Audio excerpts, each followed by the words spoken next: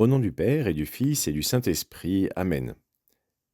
Mon Seigneur et mon Dieu, je crois fermement que tu es ici, que tu me vois, que tu m'entends. Je t'adore avec profonde révérence. Je te demande le pardon de mes péchés et la grâce de faire avec profit ce moment de prière. Ma Mère Immaculée, Saint Joseph, mon Père et Seigneur, mon ange gardien, intercédez pour moi. Le cardinal Journet, grand théologien suisse, raconte une petite histoire qui est arrivée à un autre théologien, un théologien qui se baladait dans les Alpes, il faisait une balade, et alors ce théologien rencontre, sur son chemin, il rencontre une petite bergère. Il se dit, ah ben je vais voir si elle connaît un peu son catéchisme, et puis éventuellement je pourrais peut-être lui apprendre une ou deux choses.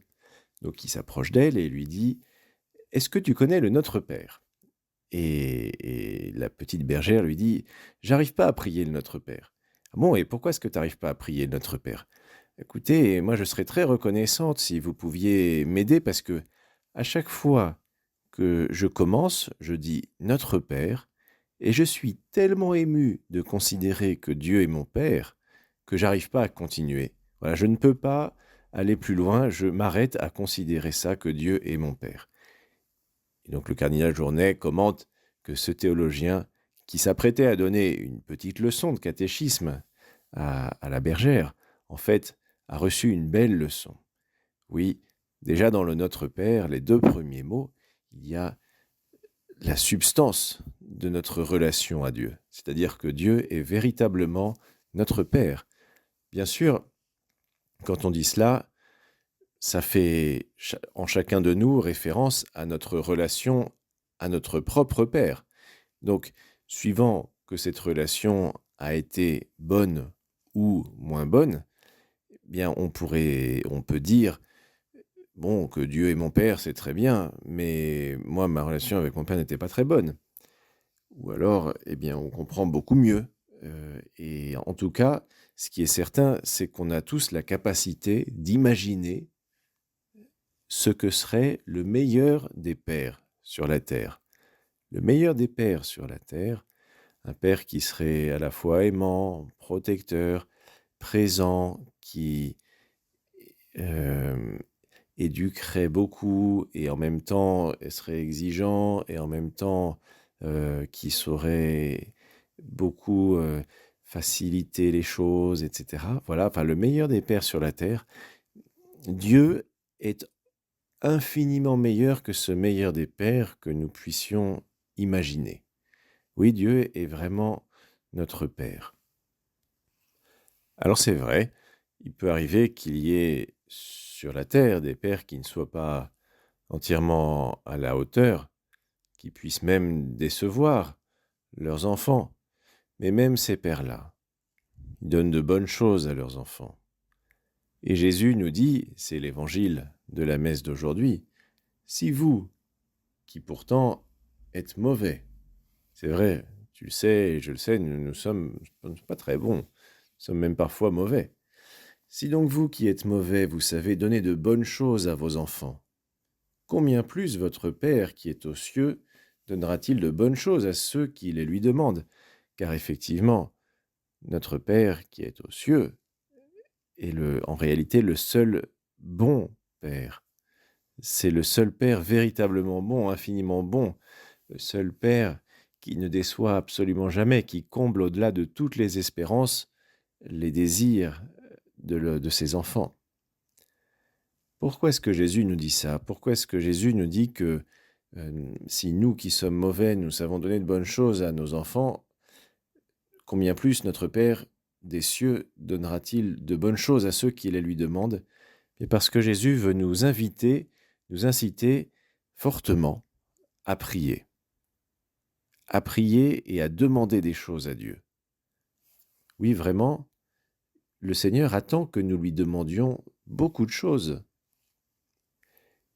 Peut-être s'attend-il à ce que nous les lui demandions, et nous, par manque de foi, parce que soit nous ne pensons pas suffisamment à Dieu, soit nous nous disons « mais le Seigneur ne m'écoutera jamais en ceci », eh bien, nous ne demandons pas.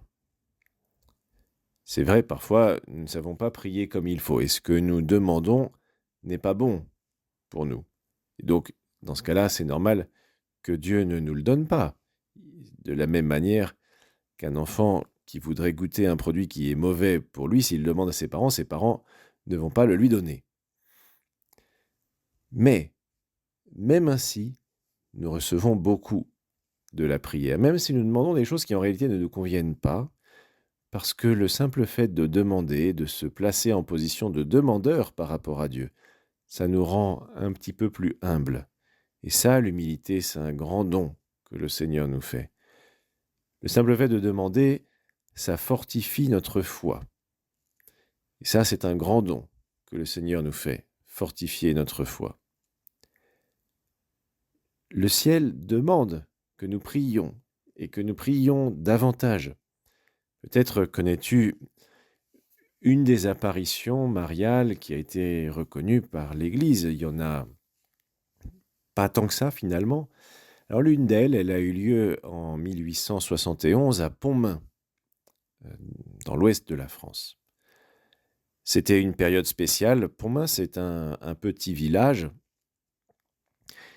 La France est à cette époque-là en guerre contre la Prusse. Et plus qu'en guerre, en réalité, elle est en train d'être complètement battue par la Prusse. Si bien que les Prussiens sont aux portes de Laval, la ville, disons la préfecture, la ville importante dont dépend Pontmain. Il y a plusieurs garçons du village qui sont partis à la guerre, et les villageois prient pour que ces garçons reviennent tous sains et saufs et que la guerre s'arrête. Et c'est à ce moment-là que cet enfant qui sort dehors un moment voit au-dessus d'une grange une belle dame qui ne dit rien. Elle ne dit rien, disons, avec sa bouche, mais il y a un message qui est écrit dans le ciel. Ce message, c'est le suivant, et ça peut vraiment beaucoup nous inspirer. La Sainte Vierge dit à ses enfants, il n'y a que eux qui la voient, les adultes ne la voient pas, même si tout le village s'est rassemblé et a tout de suite compris qu'il y avait quelque chose de spécial et a vite compris qu'il s'agissait d'une apparition de la Sainte Vierge. La Sainte Vierge dit à ses enfants, à travers ces mots qui sont écrits, « Mais priez, mes enfants, mon fils se laisse toucher en peu de temps. » Voilà, la Vierge Marie nous invite à prier. Alors, mais moi, je te demanderais, est-ce que toi, tu pries? Est-ce que ce que tu as vraiment au fond de ton cœur, ce que tu désires vraiment, est-ce que tu le demandes au Seigneur? Alors bien sûr, il faut que ce que tu désires, ce soit une bonne chose. Mais est-ce que tu le demandes vraiment au Seigneur? On peut demander au Seigneur des choses, même très matérielles. Il n'y a aucun problème. On peut demander au Seigneur de réussir un examen. Alors bien sûr, si on veut réussir aux examens, il faut d'abord travailler. Mais on peut quand même demander au Seigneur de réussir ses examens. C'est pas de la triche, entre guillemets, c'est pas de la facilité. Et en plus, ça peut nous faire beaucoup de bien parce que ça peut nous donner une certaine droiture d'intention. Parce qu'en demandant au Seigneur de réussir ses examens, ben en réalité, on se force, entre guillemets, à voir, à comprendre que ces examens, on veut les réussir pour lui.